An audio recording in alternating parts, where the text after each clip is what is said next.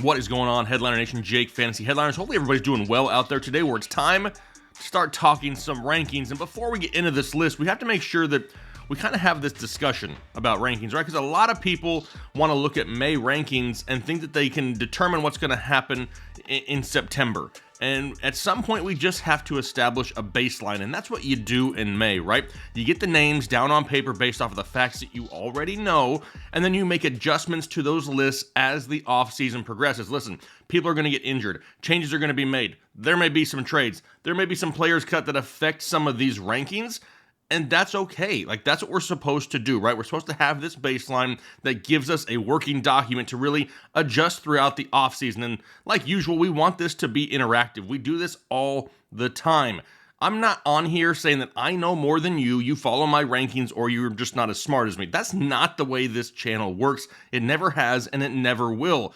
I want to make these interactive rankings, right? Together as a community, we can build the best rankings out there, and we can all just dominate fantasy football in 2021. But today we're going to be going over our top 36 overall players, and we're not going to waste a whole lot of time. We're going to get right into the list, and we're actually going to start at the bottom, right? We'll start at 36 and work our way all the way up to number 1. So let's go ahead and pull them up here. Let's see where we got here at 36. And this is where we find our old buddy, old pal, Bobby Trees, Robert Woods, wide receiver of the Los Angeles Rams. Now, you can see a column next to him, a number next to his name, and that's actually going to be where I have him ranked compared to the consensus. So I actually have him 3 spots higher as of right now. I love the addition of Matthew Stafford in this offense. I think it's really going to open up the game of Matthew Stafford and maybe allow him to put up some of those bigger numbers we saw in the past, right? Between Robert Woods and Cooper Kupp, I see Robert Woods being the guy who gets the bulk of the volume. I got him at 36. Number 35.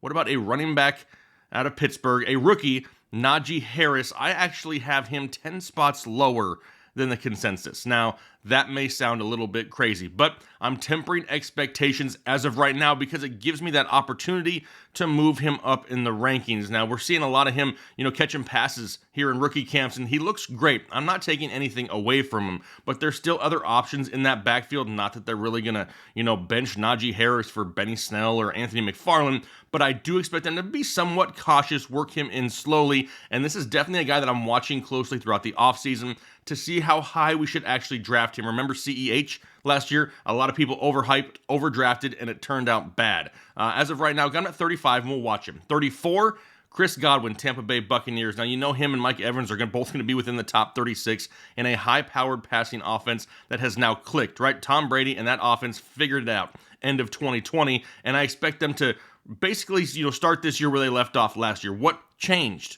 Nothing. Nothing really changed. They're going to throw the ball. They're going to throw the ball successfully. The only reason these guys aren't higher is because there's a lot of mouths to feed in Tampa Bay. 33, DeAndre Swift, running back of the Detroit Lions. I see a lot of comments on DeAndre Swift lately. A lot of people love them. Some Swift this year. I'm a little bit bullish. I got him 10 spots lower than the consensus as well. Why? I'm still not, for sure, and I don't have that warm fuzzy on the inside that they're going to be committed to DeAndre Swift. They went out and they signed Jamal Williams. I mean, what kind of split do they use in this backfield? In my opinion, this should solely be DeAndre Swift's backfield, and if it was, he's a lot higher in these rankings. I want to see how the offseason progresses with Swift and how they kind of utilize that split. There's going to be a lot of things changing in that backfield here in the coming months, and I don't want to, throw him super high in the rankings, get people super hyped about it, and then have him underperform. I'd rather start off a little bit lower and work my way up with DeAndre Swift. Number 32, Julio Jones of the Atlanta Falcons. Now, a lot of people hating on Julio this year, and honestly, the reason I have him where I do is the unknown, right? There's still a chance. I mean, is Julio a Falcon? I mean, it looks like it is. I would think that he's going to be, but there's a lot of question marks, and if he is, now there's even another mouth to feed in town with Kyle Pitts. You add him to Calvin Ridley and Julio Jones, not much of a backfield, which is a good thing. They'll be throwing a lot, but Julio Jones just won't have the opportunity, maybe for the target share that he's seen in the past in his career, and it's gonna drop him down a few spots, right? I actually have him 5 spots higher than the consensus does. 31, Mike Evans, teammate Chris Godwin, already talked about the Tampa Bay Buccaneers. I actually have him 5 spots higher than the consensus as well because that offense is that good. Number 30, George Kittle, tight end, San Francisco 49ers, I have him 12 spots lower than the consensus. One of the reasons is he's not my number 2 as of right now, so the number 3 tight end is going to be a little bit further down the list. I like Brandon Ayuk. I like Deebo Samuel. We know they're going to utilize the running backs in the backfield in San Francisco. Plus, who's the quarterback? I mean, is it Jimmy G? Are they just saying it's Jimmy G and it's really going to be Trey Lance and there's going to be that learning curve in there? It all depends, right? Something we pay attention to here throughout the offseason. 29, Terry McLaurin. I got him 4 spots higher because I love me some Terry McLaurin, especially with Ryan Fitzmagic under center. What does he do when he's on the field? He throws balls deep, right? I mean, that's what he does, and that's what Terry McLaurin really excels at. It's going to give him more scoring opportunities here in 2021. Love me some Terry McLaurin. 28, another guy that I feel is kind of somewhat being disrespected a little bit. Keenan Allen. I only got him 1 spot higher, but a lot of people want to just forget about Keenan Allen. One of the best things that's happened to Keenan Allen here later in his career is Justin Herbert being his quarterback, right? Another kid that can come out there on a weekly basis, throw it 40 to 50 times, and Keenan Allen being the top target in that offense. Sign me up for that. 27, this is where I got Darren Waller, tight end of the Las Vegas Raiders. I have him 13 spots higher than the consensus. And this is what we're talking about with George Kittle. I have Darren Waller right now as my tight end 2 because of the amount of volume he's going to see. Who else is really there going to take away a ton of targets in Las Vegas? Exactly. Darren Waller is going to get fed on a weekly basis. That's why, you see that big negative number next to Kittle, just because I got Waller a little bit higher. Number 26, Allen Robinson, wide receiver, Chicago Bears. I got him 6 spots higher than consensus as well. And I love Allen Robinson this year, right? Another deal in which he's going to have to go out there and prove himself. This dude has put up all-pro numbers with like Blake Bortles, Mitch Trubisky, Nick Foles. Even Andy Dalton is an upgrade, I think, there. Plus, we get Justin Fields probably at some point. This may be the best opportunity for Allen Robinson to have huge targets in this offense. We already know the running game solidified-ish, right? How much is it really going to be David Montgomery? Is there going to be a split between him and Cohen? They brought in Damian Williams. A lot of question marks there. But on the outside, in the passing game, I do like me some Darnell Mooney, but Allen Robinson soaks up targets in this offense, and I think he's somebody who's going to be a great wide receiver option for you guys in the 3rd round. Got him at 26 right now. Number 25, maybe somewhat of a surprise, right? What about Michael Thomas, wide receiver of the New Orleans Saints? I have him 3 spots higher, and a lot of people hopped off this bandwagon, which I totally get.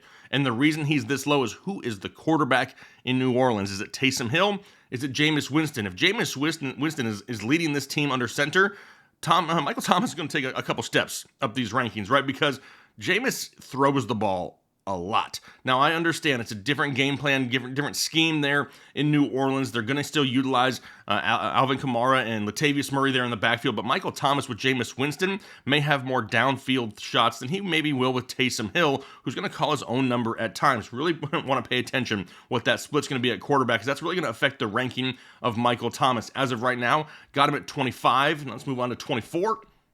This is where we have Calvin Ridley, wide receiver, Atlanta Falcons. Another guy here. I mean, we talked about Julio a little bit earlier, right? We know they're going to throw the ball a lot in Atlanta, and Calvin Ridley has really solidified himself as a legit wide receiver 1 in the NFL. But what really helps him is he's not the main focus of a defensive secondary, right? Julio Jones is always going to be that guy, and now they've added Kyle Pitts. That could really allow Calvin Ridley to take some short routes this year and make big plays out of him. Got him at 24. 23, DK Metcalf, Seattle Seahawks. Dude is a man-child, right? I mean, he's out there trying to qualify for Olympic sprinting.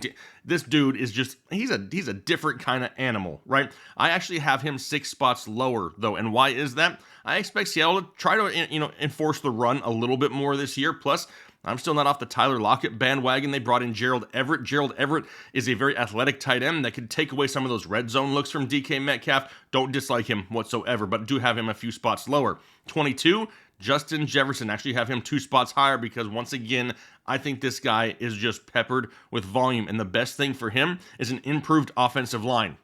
What does it have to do with Justin Jefferson? Well, it's going to open up more holes for Dalvin Cook, and that defense is going to creep in, forcing more one-on-one coverage and more domination of Justin Jefferson. 21, Antonio Gibson. Got him 6 spots higher than the consensus. Didn't really take a hit in the draft, right? They didn't bring somebody that's really going to really challenge for touches. The biggest issue for Antonio Gibson, the reason why he's not even higher, is Ryan Fitzpatrick as of right now. The guy's there to throw the ball. He's not going to turn around and hand it off a lot. We know Antonio Gibson last year wasn't overly involved in the passing game. Would love to see a little bit more of that here this year, but for right now, got him at 21. 20, A.J. Brown. Love me some A.J. Brown. Maybe not as much as a lot of people love A.J. Brown. Don't overhype A.J. Brown. Take him for what he is. And in a fantasy football draft, running backs are key, right? So you're going to start seeing right now at this point of the rankings, some of the wide receivers are in lower spots than maybe the consensus has that. And that's because in my rankings, I'm treating them as their draft board, right? If I was going to draft as of right now, this is more than likely the way that I would look at things. And I'm not looking for wide receivers early. I'm looking for running backs early because that position is so scarce. No knocks against A.J. Brown. Love A.J. Brown. Love the potential he could have in this offense because there are targets available galore. The one problem, though, the opposing defenses don't really have to focus on anybody in the passing game other than A.J. Brown. Is he consistently double-teamed? That's just something we need to pay attention to. Number 19, Cam Akers, running back for the Los Angeles Rams, 3 spots lower than the consensus, and that's about right. I mean, I'm right there in line with him. Cam Akers does have an improved offensive line, but are we completely sold on the fact that we don't see Darrell Henderson?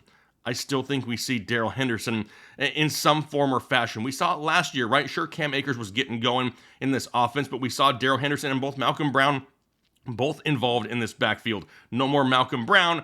Maybe we see a little bit more Darrell Henderson, keep Cam Akers fresh. Going to keep him right there in that mid-second round, right at 19.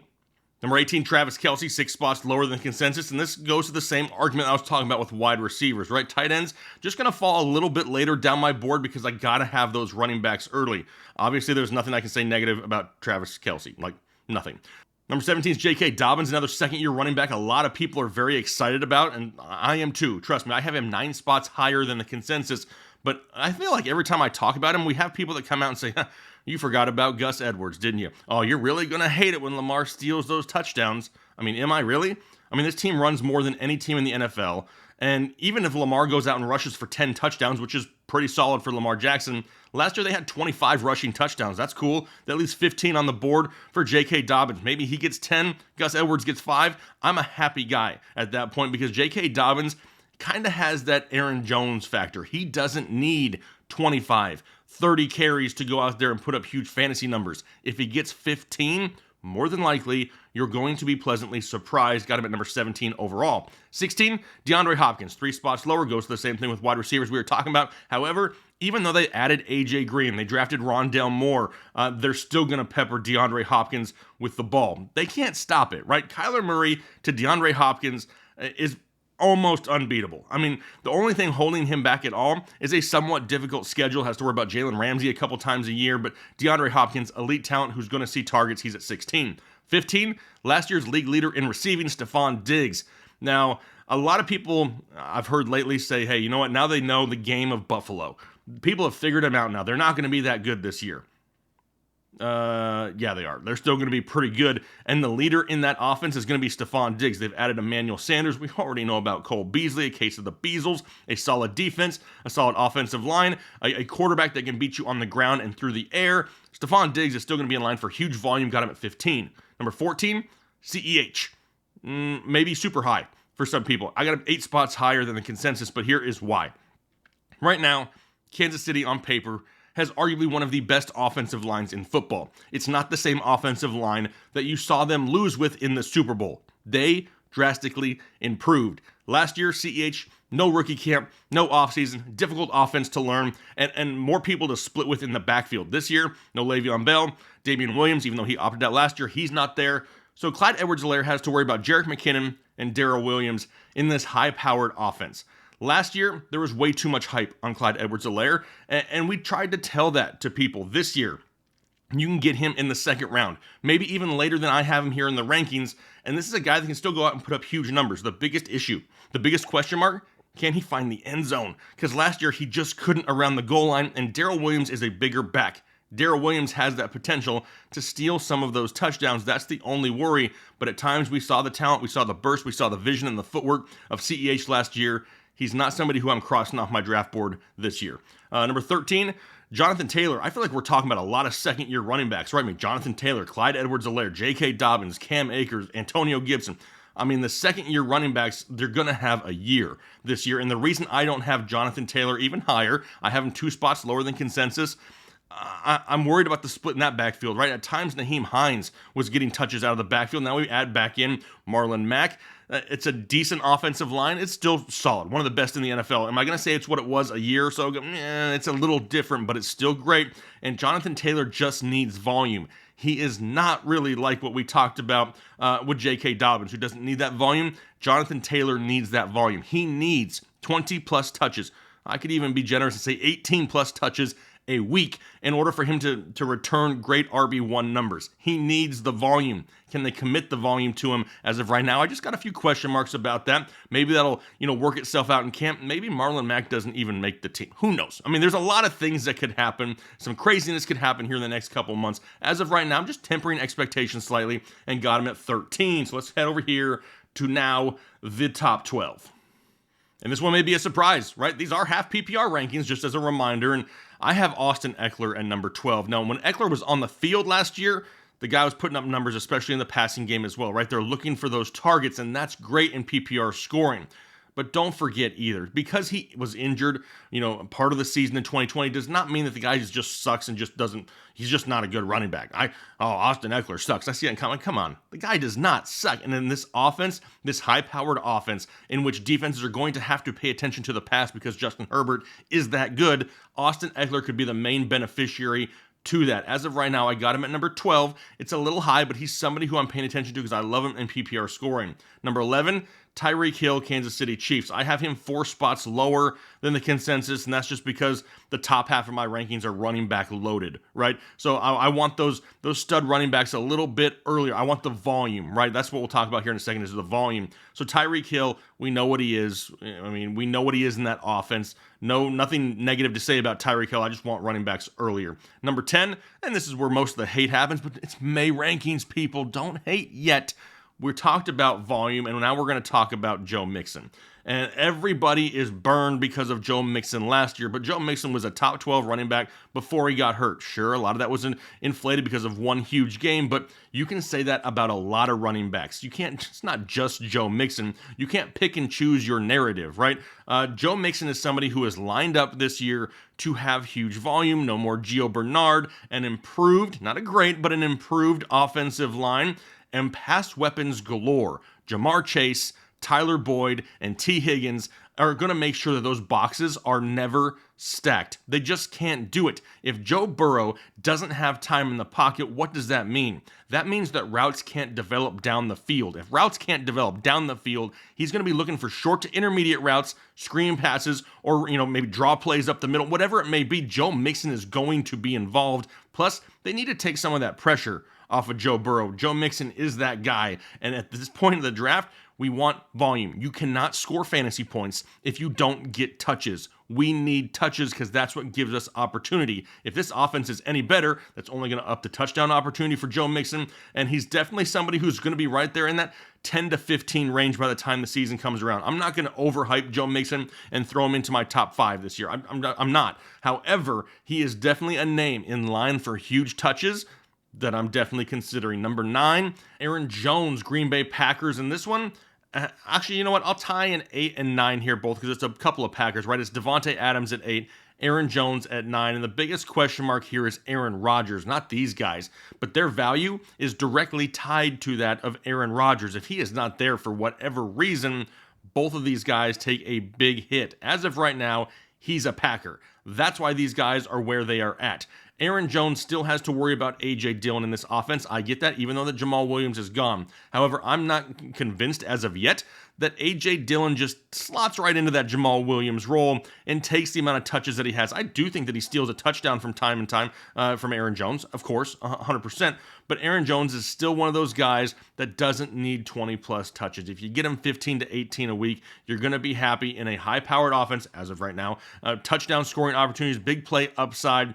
They involve him in the passing game and on the ground. As of right now, I got him 5 spots higher than the consensus, but I'm really paying close attention to that Aaron Rodgers news. Now on to number 7, Alvin Kamara, New Orleans Saints, and I'm not sleeping on Alvin Kamara. Remember, I was the guy that told everybody to quit worrying and draft Alvin Kamara last year. But we have to be a realist, right?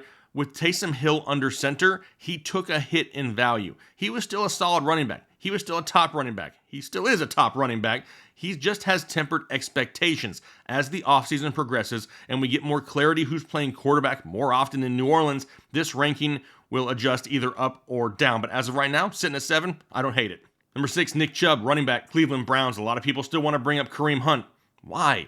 These two can coexist just fine. I put all that out on paper last year for everybody, and then we saw it come to fruition once again. The guy missed a quarter of the season and still finished as a running back 1, and we're going to continue with the argument of Kareem Hunt. It just doesn't make sense. The volume is still going to be there. The 18 to 25 touches a week are still going to be there, and that's what we want, is that volume behind arguably the best offensive line in all of football, a great defense which is going to provide leads for them late in ball games where Nick Chubb can just ground and pound against his opponents. I have him at number 6, and I'm not looking back from that. Love me some Nick Chubb here once again. And for everybody who wants to come out there and say, oh, Jake, you just love Nick Chubb. You've always loved Nick Chubb. You're right. And have I been wrong on him yet? No. The guy is an absolute stud. Number 5, Zeke Elliott, Dallas Cowboys. Another one of these guys that everybody's just, Zeke is washed. What? One bad year, and it wasn't even all his fault. He lost his quarterback and the majority of his offensive line, and Zeke is washed. I mean, come on, you have to look at the entire picture. Plus, volume. Touches. That's what we're getting right now. And Zeke is still going to get those touches, and now those touches are even better with Dak Prescott back under center because the team has more scoring opportunities. I don't care if they're garbage points. I don't care when they're scored. I just want them scored, and the fact remains, when Dak Prescott is on the field, Zeke Elliott is an elite running back, and I got him at number 5. Number 4, another guy that everybody wants to hate, Saquon Barkley. Saquon is injury prone. Well, okay, so the ACL tear, that sucked last year, right? Before that, the year before that, he had a high ankle sprain where he missed a little bit of time. This is the running back position, and can you look at this list and really say hardly anybody hasn't missed time for something before? They all do. They get hit every time they touch the ball almost. So yeah, there's going to be injuries. Saquon Barkley, arguably the best pure running back in the NFL. Explosive. Now, there's weapons on the outside to draw the defense away. The offensive line is average. The biggest question mark for Saquon Barkley is Daniel Jones. If Daniel Jones can take any step forward in this offense to where defenses have to respect the passing game a little bit more in New York, Saquon Barkley explodes. That's the biggest thing that we're worried about, and that's why I have him at 4 and not any higher, because once again, the volume's going to be there. Number 3, speaking of volume, how about Derrick Henry? Now, there's a lot of people in the comment section, hey, Derrick Henry, coming off of all those touches, he's going to suck. What is that based off of? That's based off of history, right? That's based off of numbers. Did you factor in the type of running backs that got that volume? Do any of them fit the physical build of Derrick Henry?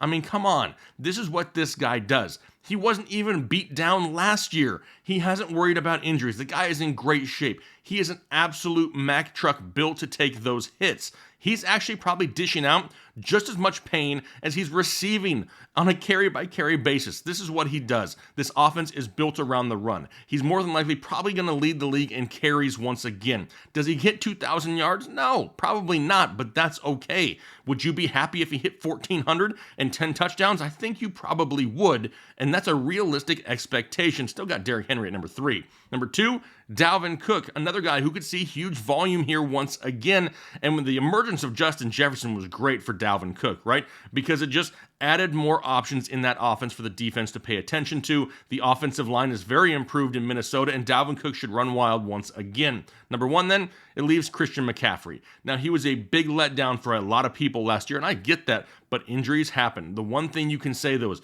he racked up a lot of those hits in years past, right? A lot of those touches. Well, he didn't last year. So he should be 100% fresh in a better offense this year. Yes, I said better. Even with Sam Darnold under center, they're going to be better, right? Terrace Marshall Jr. added to the mix. You have Robbie Anderson. You got DJ Moore. You know Christian McCaffrey is going to be involved in the passing game. That touchdown upside will be there for him. I like me some CMC once again, and as of right now, I have no reason not to have him as my number 1 overall player here once again in 2021. So there we have it. It's the baseline, right? It's May.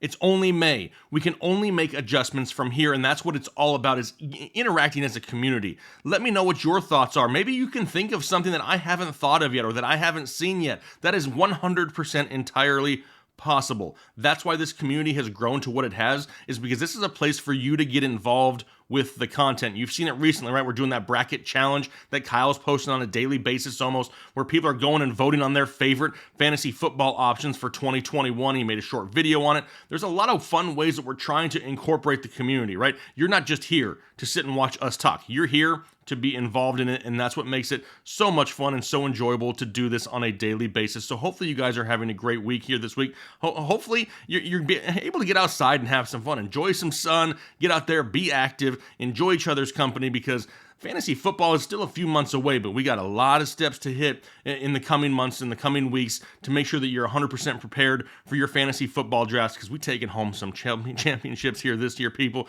I want pictures of trophies everywhere. That's what it's all about, and that's what we're looking forward to. So hopefully you guys have a great rest of your week, and we'll talk to you later.